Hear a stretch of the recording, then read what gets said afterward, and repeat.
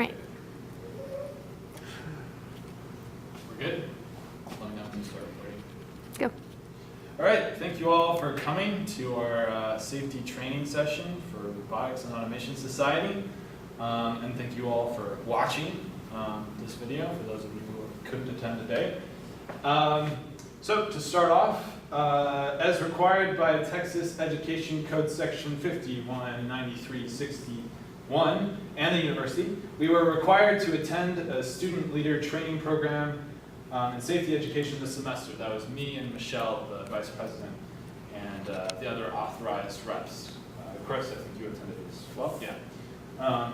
In addition, the law requires us to present the safety training back to you all using this PowerPoint and the handouts we gave you. The following presentation will provide you with important safety information that all of you need to know in order to ensure the safety and welfare for all. It will be important to listen and pay attention. Also, please make sure that you put your name, UTEID, and signature on the sign-in sheet, which I'll start passing around here. Here you go. All right, let us get started. So, these topics, I might forget to switch the slide as we go along. Just remind me if you see something strange. All right, so these topics here. So basically, the university required us to receive training on these topics, these 8 or 7. Drug and alcohol possession and use, hazing, sexual assault and harassment, fire and life safety, travel, student behavior at events, and adoption of a risk management plan. These were the safety topics required to be covered under the law. In addition, the training we receive and are sharing with you is meant to be specific to registered student organizations like us. The majority of our presentation today will be giving you the Cliff Notes version of these safety education issues.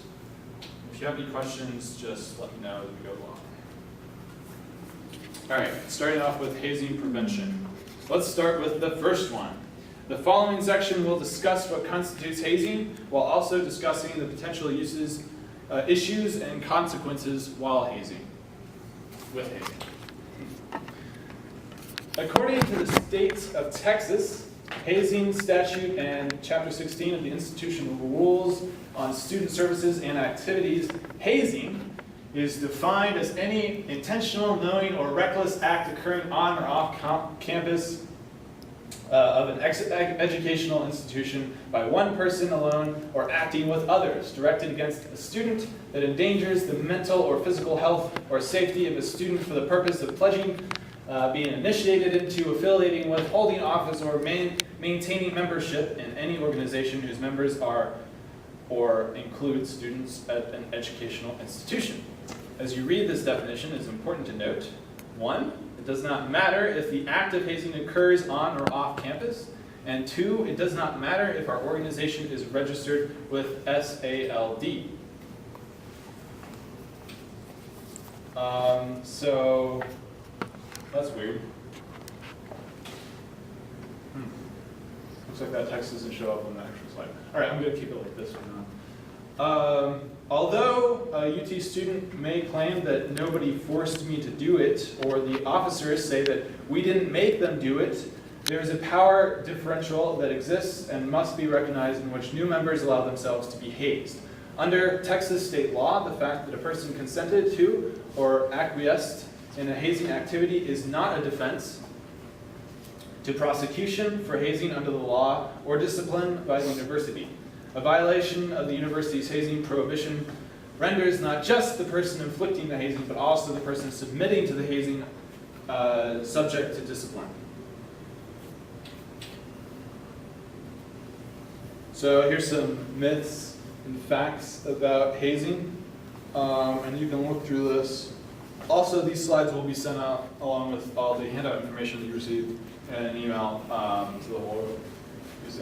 So myth number 1, hazing is only a problem for sororities and fraternities. That's what you hear hazing referred to most.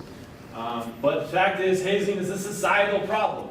Hazing incidents occur among athletic teams, marching bands, the military, spirit organizations, religious clubs, professional schools, RAS, robotics organizations, and other types of organizations. Another myth is that eliminating hazing makes an organization just like any other social club. it'll be too easy to become a member. But fact, any group can haze new members. That's the easy way out. It takes vision and commitment to run a good non-hazing program. Hey, what's up? Another myth, a little hazing should be okay as long as there's no mean-spirited or injurious intent. But fact, regardless of intent, some group bonding activities designed to be all in good fun still may raise some serious safety concerns.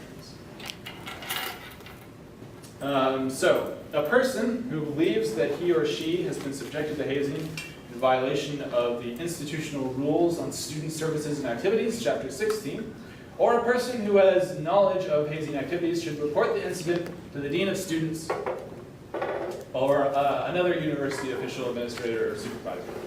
And if you become aware or were subjected to hazing, please report the incident to the office of the dean of students.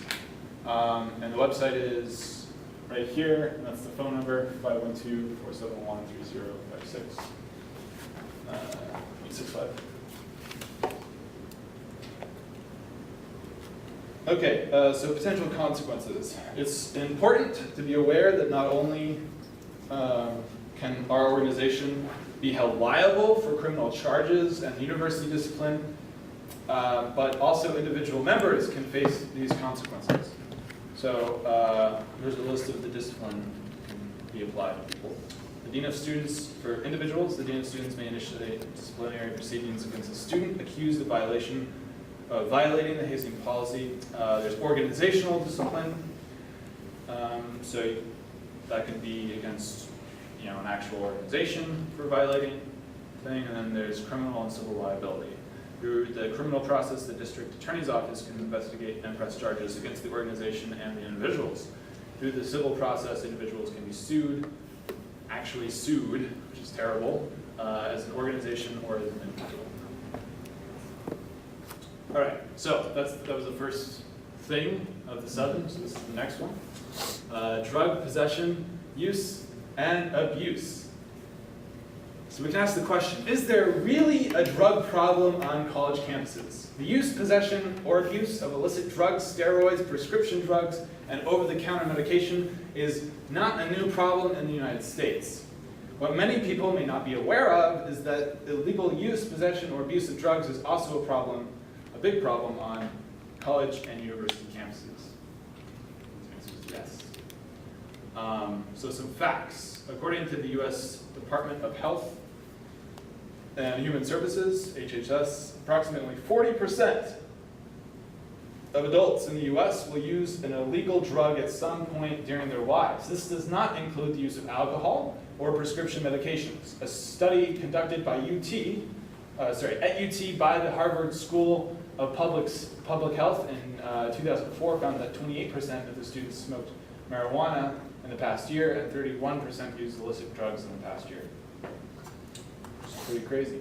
A study conducted at UT by the American College Health Association in 2008 found that in their lifetimes, 44%, you can see this, 44% of UT Austin students have smoked marijuana, 7% have used cocaine, and all these other things.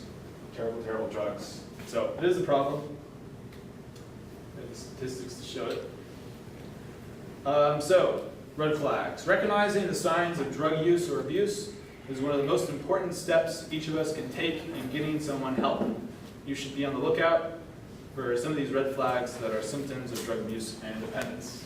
Life problems related to drug use, setting and exceeding limits, making promises about use and then breaking those promises, lying about or trying to hide the amount or frequency of drug use, forgetting or denying things that happen while intoxicated, behaving very differently when intoxicated than when sober, avoiding social functions where drugs are not available, feeling guilty, embarrassed, or remorseful about things done or said while intoxicated, or very high tolerance. So that he or she can drink a lot without acting or feeling intoxicated. That, definitely is a symptom of dependence.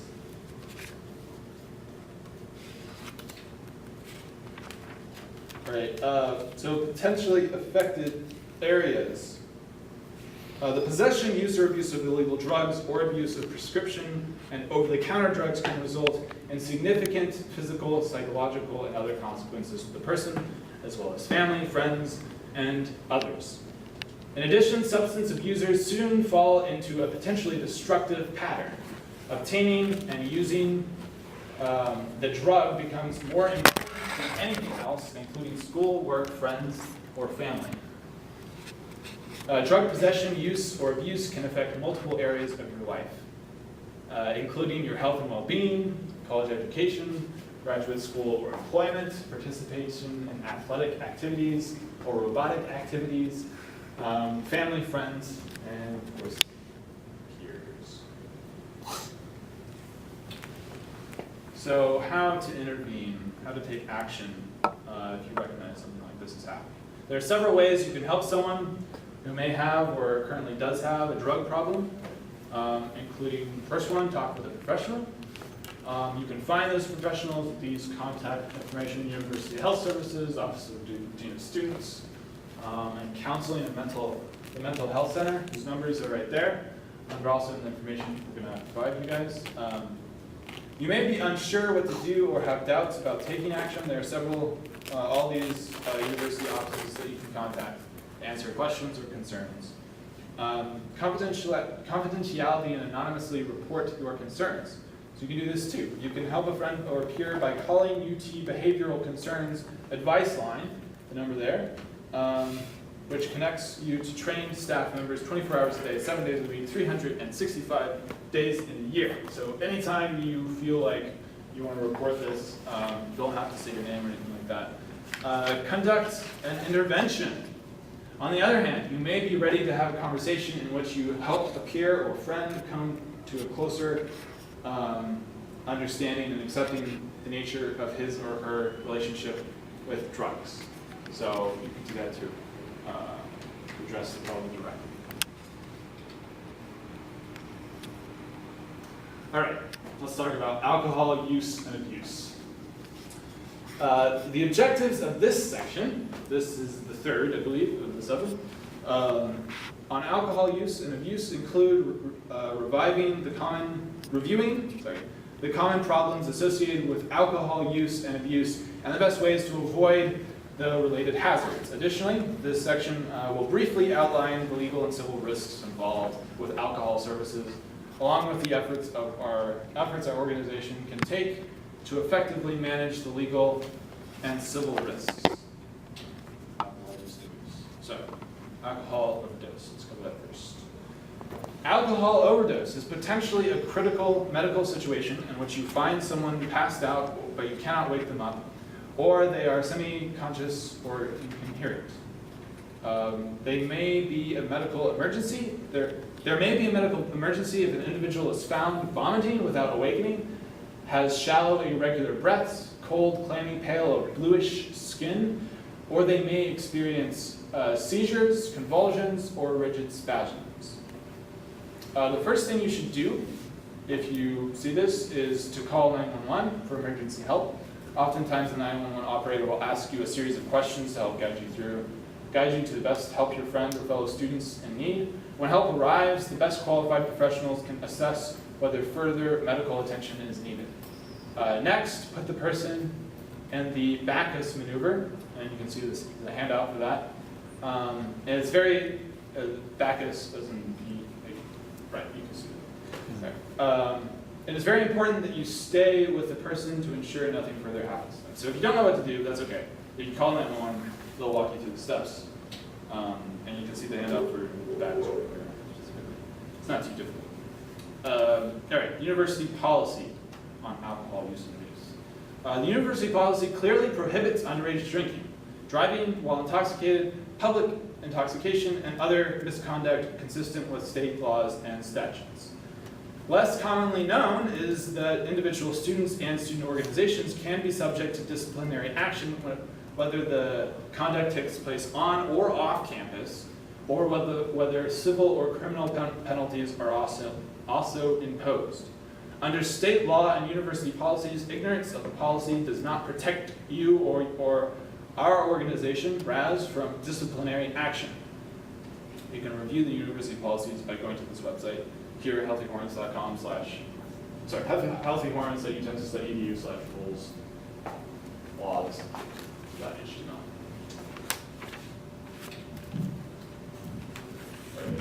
So university policy. The university recognizes that the fear of potential disciplinary action might create a barrier to or inhibit students from seeking emergency medical assistance for themselves or others when alcohol overdose is suspected.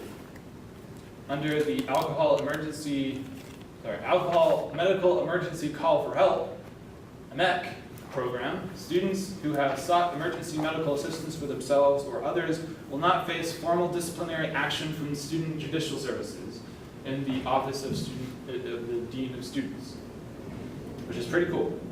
Students, this is how it works. Students call 911 when alcohol overdose is present or suspected. Involved students will be referred to SJS for evaluation for inclusion in the AMEC program by SJS. Students eligible for AMEC program will be required to participate in the educational component and may be referred for an individual consultation. However, they will not face formal disciplinary action. Students in the AMEC program who decline or fail to attend the educational component or fail to comply with the counselor's recommendations will become subject to formal disciplinary action. They are limited to this program, and inclusion in the program is not automatic. Call SJS for more information at that number, 512-471-28.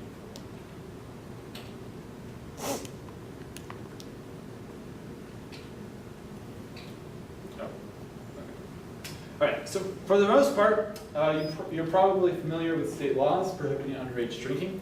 You should be. Public intoxication, driving while under the influence, and possession of an illegal drug, among many others. Nonetheless, underage and impaired driving, as well as other misbehavior relating to heavy drinking, such as public intoxication, sexual and physical assault, continue to be the most frequent kinds of violations on college campuses across the country, including the University of Texas at Austin. Impaired driving is particularly problematic because of the potential for harm to others and death.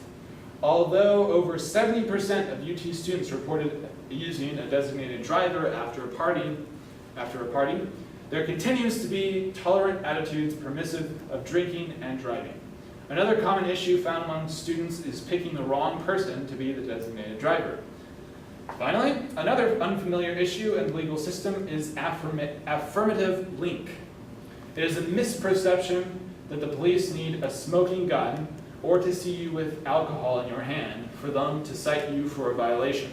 However, state law allows an officer to cite a minor for possession and other violations even if the alcohol spilled on the ground long before the officer climbed out of the patrol car. The officer simply must provide an affirmative link between the minor and the alcohol. So it's sort of vague, so you got to be careful with that. Or realize that can happen to you. All right, so here's a list of recommended ways we can reduce our risk of alcohol becoming a problem for RAS. First, if we have alcohol present at an organizational event, the university recommends that we hire a third-party vendor. Another very effective tool is checking the identification of all members and guests to prevent service of alcohol to minors. In addition, avoiding the use of common or self-serve containers. Hiring a bartender who makes drinks or bottles of beer helps to control and track the volume and concentration of alcohol in drinks served. Another common sense approach is having real food and non-alcoholic beverages available. Calling the Austin or UT Police Department are always options for help if something gets out of control. In other words, like a fight or injury or alcohol overdose. Planning ahead to have a variety of safe rides home is an added benefit. Letting friends and guests walk home can be a hazard, although a person is not drinking and driving and led to arrest for public intoxication, so that's okay, walking home. So use taxis, take the e-bus, or use a designated driver. Okay. Reducing risk of sexual assault. Next big issue in this talk. So the following section will discuss the issue of sexual assault. Sexual assault is an umbrella legal term that describes a variety of sexual violations, including, but not limited to, rape, attempted rape, and sexual abuse. These violations can happen between any two individuals regardless of their gender identity, race, ethnicity, sexual orientation, socio-economic status, ability, and or religious identity. Sexual assault is never about love or attraction. It is instead about control and domination. The definition of sexual assault. So this is probably best done by first establishing a working definition of sexual assault. So a sexual assault occurs when a sexual act is directed against another person, when that person has not consented, is incapable of consenting, or when the act is forced. So consent. You may notice in this definition that it includes a lot about that, consent. So what do we mean when we talk about consent? Synonyms for consent include agreement and permission. In the context of sexuality, when someone gives consent to a particular sexual act, they are giving their agreement and or permission for that act to occur. Consent is an active term, meaning that it involves the actual saying of yes, and not just the absence of no. In order for consent to be present, the person giving consent has to truly feel that they have a choice in the matter, that they can say yes or no freely without negative consequence. In line with this, therefore, consent can only happen when two people share equal power, or they are relative peers. It is also important to note that consent is negotiable for each stage of intimacy. In other words, saying yes to kissing doesn't mean yes to sex. Predatory drugs. While alcohol is the most frequently used drug to facilitate sexual assault, there are numerous others that can be easily slipped into someone's individual drink or into a group drink that is not being monitored. These drugs can include GHB, rohypnol, ketamine, which often affect memory and the ability to control one's limbs and body. The use of any of these drugs to facilitate sex with someone constitutes sexual assault. So the risk reduction strategies include, first, having somebody designated to monitor and control the distribution of alcohol at student organization events, if we have alcohol at those events.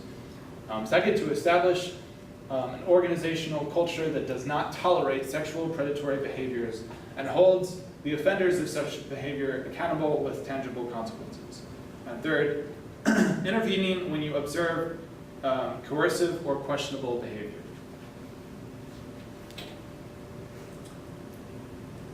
All right, so how can we lessen our organization's risk? So, this goes on. There's plenty of ways. Attending functions, parties, etc. with at least one other person that you trust. Agree in advance that you will arrive together and leave together and look out for each other while at the function. Maintaining control of your particular drink if you choose to drink at an event. If you set your drink down or is out of your control for any period of time, throw it away and get a new one. Beginning and continuing dialogues about these issues. And having resources available about the risks of sexual assault and resources for survivors. All right, sexual harassment or misconduct. Sexual harassment and misconduct are issues that college students are susceptible more often than they may be aware. The following discussion points will give you a better idea of what constitutes this type of inappropriate behavior and how to respond if you are sexually harassed. The University of Texas at Austin is committed to maintaining an educational environment that is free from inappropriate conduct of a sexual nature through policies prohibiting sexual assault, harassment, or misconduct by any member of the university community. The prohibition of sexual harassment or misconduct extends to all activities of registered student organizations, regardless of whether or not the activity takes place on or off campus. So sexual harassment, definition, is a form of sex discrimination that involves the imposition of an unwanted condition or requirement of the continued employment or education of the victim. Sexual harassment is against the law and a violation of university policy. And sexual misconduct is a conduct of sexual nature that, although not so serious or pervasive that it rises to the level of sex discrimination or sexual harassment, is unprofessional and inappropriate for the educational and workplace environment. So where can it occur? Anywhere. Sexual harassment can occur anywhere on or off campus. It's not confined to a particular location, and it's the number of incidents at a location reflects the amount of time students spend there. It's just a function of how many people are there, not anything else. According to a 2006 American Association of University Women's Study, among college students who have been harassed, there's a lot of statistics here, sort of unnerving. 39% were in a dorm or student housing, 37% were outside on campus grounds, 24% were in common areas of campus buildings, 20% in classrooms, 27% were elsewhere, and 12% weren't really sure where they were.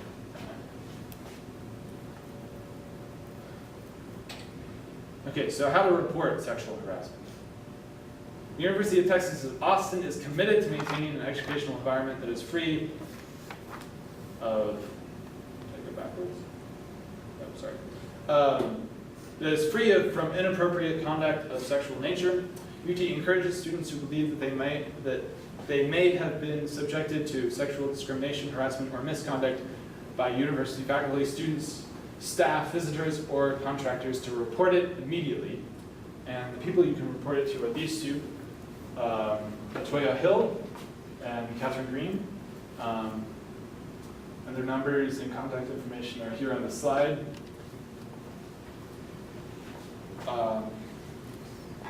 So Latoya Hill is Assistant Dean of Students, in the Office of Dean of Students, and Linda Milestone, or Catherine Green, it looks like,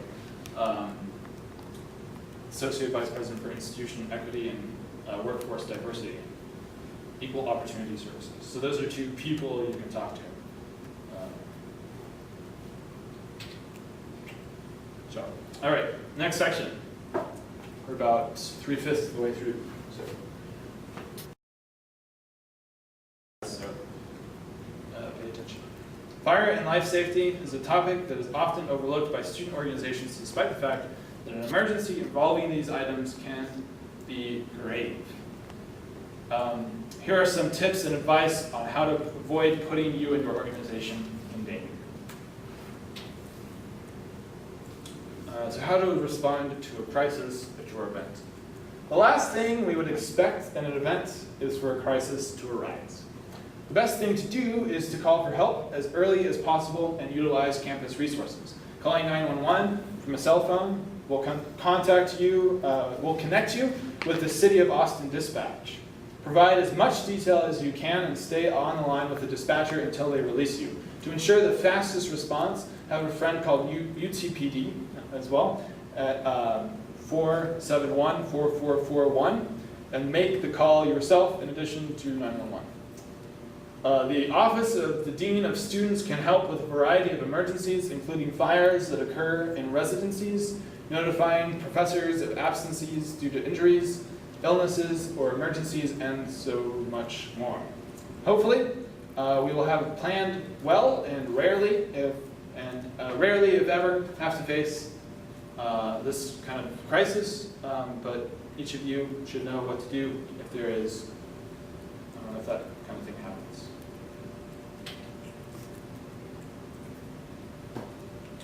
All right, so crime prevention. So you all have seen the blue light boxes all over campus. So, ever wonder what would constitute a need to press one of those blue light emergency call buttons on campus? Well, it could be that you are walking by yourself and feel that someone is following you. It could also be that you see a crime in progress or need an ambulance right away. If you think that you should push the button, then go ahead and do so. Just remember that these are not toys and not for calling to find out directions on campus. When you visit the UTPD's website, you can sign up for the Campus Watch. You will see, for their Campus Watch, you will see that there are a variety of crimes that occur on campus as well as in the surrounding areas. You can also enroll in a variety of educational programs such as RAT. When downtown at night, always stay with people you know well and trust. When choosing to walk either around campus or off campus, whether it be attending an organizational meeting or event, do so with friends and in well-lit areas. Also be smart and lock up your belongings and mark them well in case they are stolen. Be aware and be safe.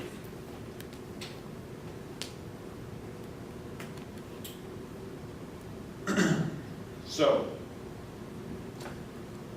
if you are concerned about a member of the UT community, whether it be a friend, staff member, or faculty member, you can contact the Behavioral Concerns Advice Line 24 hours a day, 7 days a week.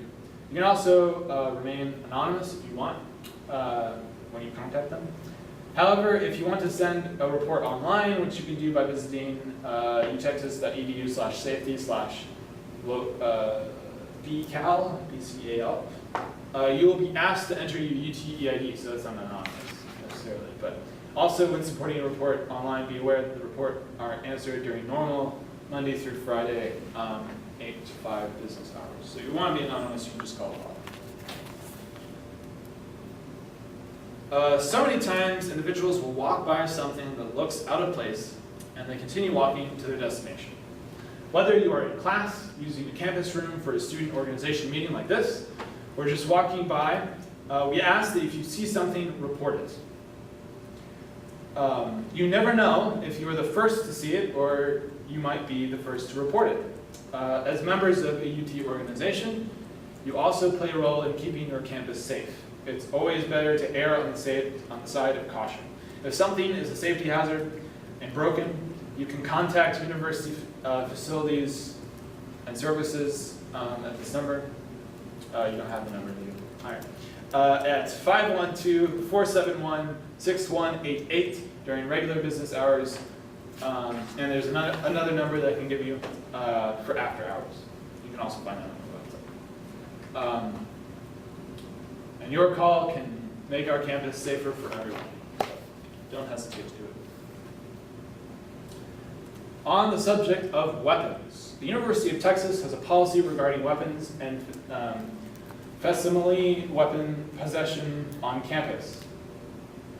Both students and student organizations who wish to bring a weapon or other weapon on facsimile? Facsimile? Facsimile? I've never heard that word before. Facsimile weapon onto the UT campus must have advanced permission for the Office of the Dean of Students. A weapons approval form must be filled out and turned into their office. You can access this form by going to this website right here, the PDF right there, or by calling the number, that one. Be sure to plan far enough in advance to seek required approval. All right, so another subject, registered student organization travel. This is especially relevant to us because we go to so many competitions, and we've had problems with this in the past. So this section will go over information that our organization should take into account when planning a trip.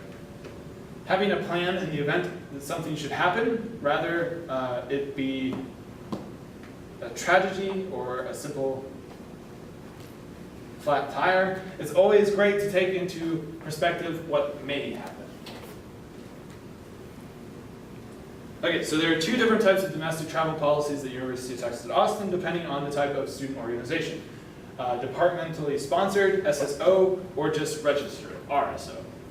The student travel policy for university organized or sponsored events located at the institutional rules on student services and activities applies to all travel more than 25 miles away and from the main campus, away from the main campus. Which involves sponsored student organization or enrolled students attending events or activities that are organized and or sponsored by the university. So we are a sponsored organization, so that's the one that applies to us. But our sponsorship is going to be renewed pretty soon, and we might choose not to do so. So in that event, RSO travel policy, the student travel policy for registered student organizations also located in the institutional rules on student services and activities, applies to all travel more than 25 miles away from the main campus in which a registered student organization requires student members to attend an activity or event. So these are both issues that need to be considered. So, international university travel policies. So we were considering going to Lebanon for VEX, so this applies.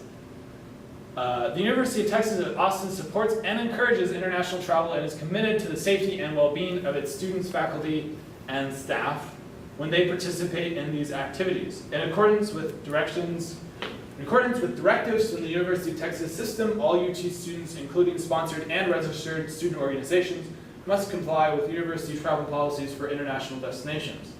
It does not matter whether the travel is required for a member or what the purpose is for your organization's international travel. Your organization must have pre-approval from the international office before traveling to any international destination. Please contact the SALD at that number right there for assistance with this policy.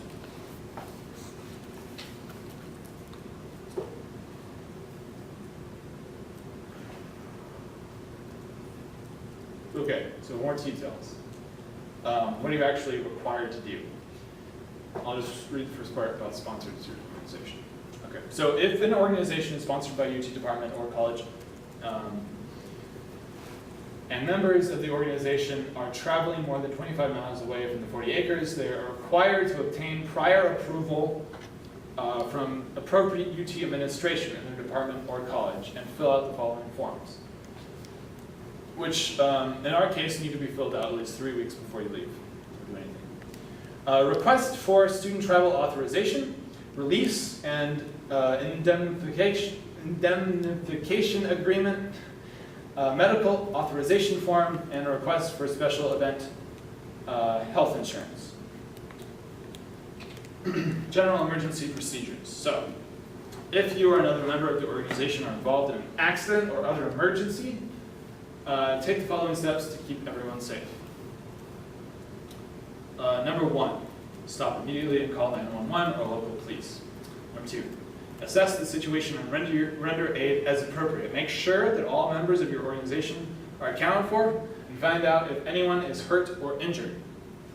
Number 3, fill out a police report if you're asked to do so. Number 4, obtain the names and addresses of all witnesses. Number 5, contact your advisor. All drivers and officers should have phone numbers for the organization's faculty, staff advisors, along with other university resources. Number 6, avoid making statements as to who is at fault, nor should you make offers to pay for any damages. Lastly, contact the student activities and leadership development and student emergency services areas in the Office of Dean of Students upon your return to campus.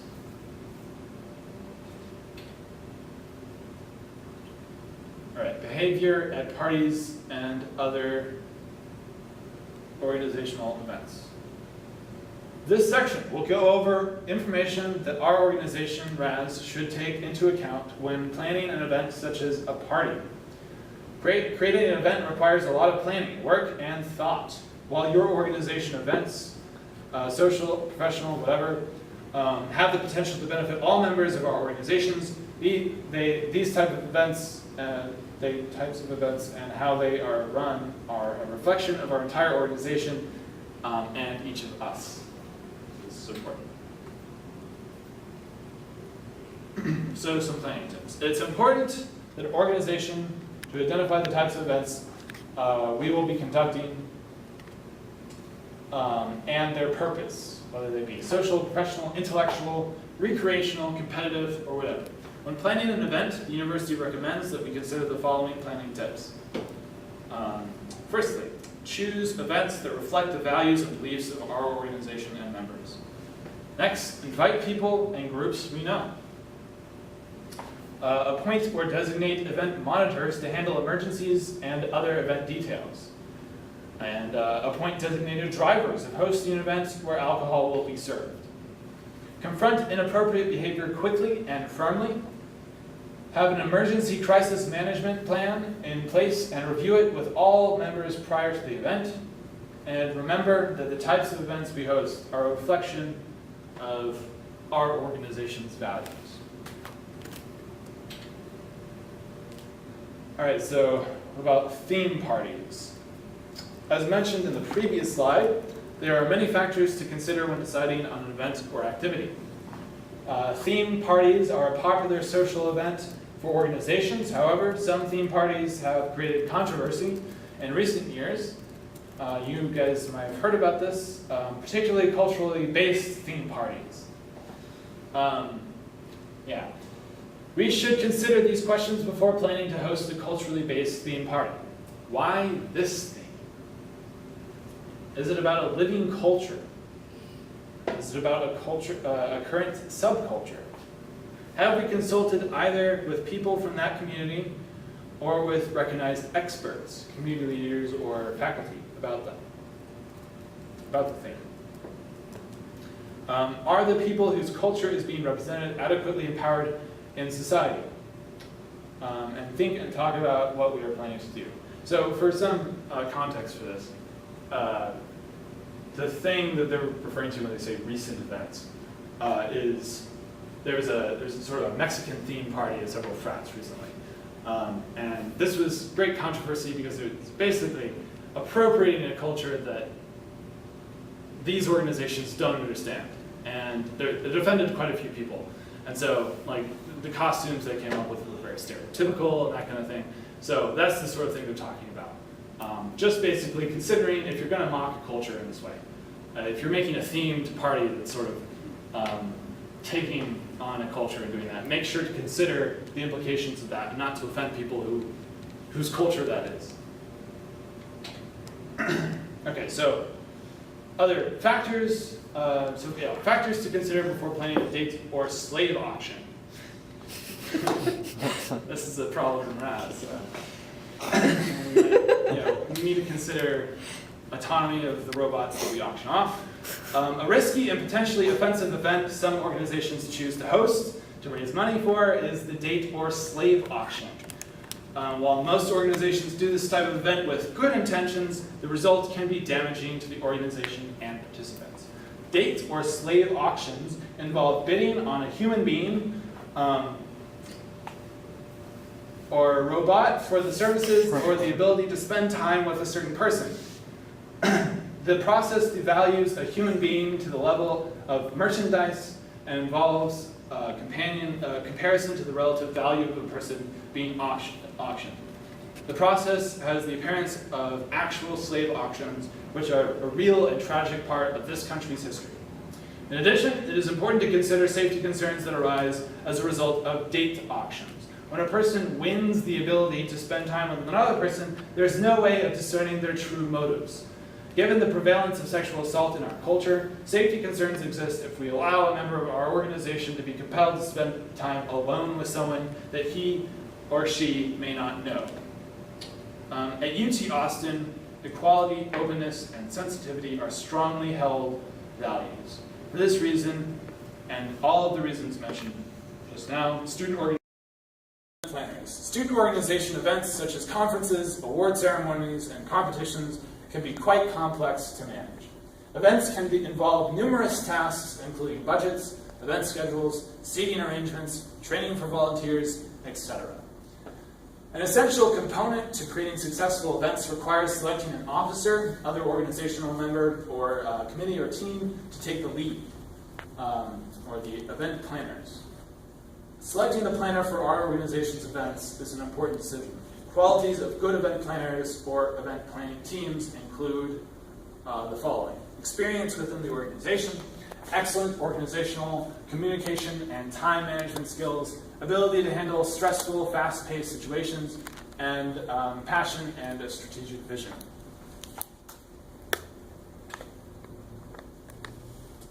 All right, so student conduct that is prohibited. Institutional rules on student services and activities in Appendix C of the General Information Catalog outline the standards of conduct expected of all students at the University of Texas at Austin. Whether a student or a student organization is on or off campus, all Longhorns are expected to abide by these standards. Please be aware that the following behaviors violate these rules.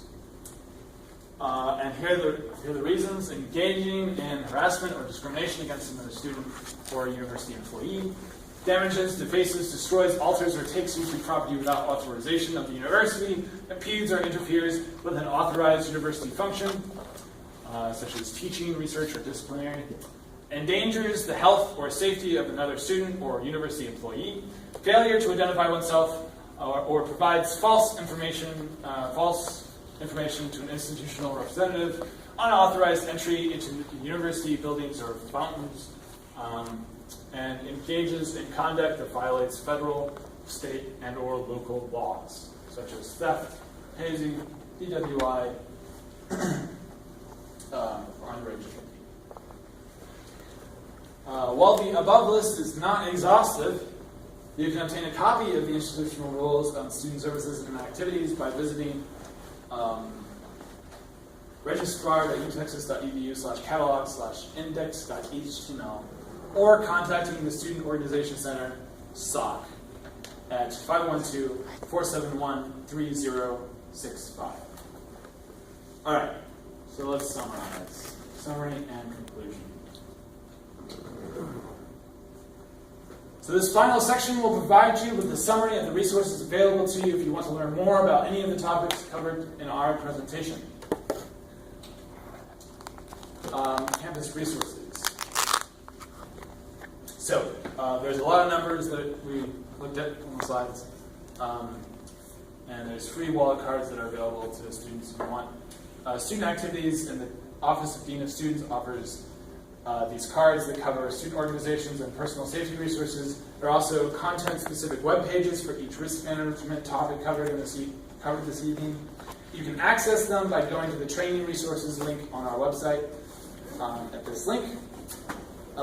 These web pages are also a work in progress, and we appreciate any recommendations for the links that you might have. Finally, we just want to remind you that the Office of the Dean of Students has a variety of areas that can help you and our student organization, RAS, with safety and risk management issues.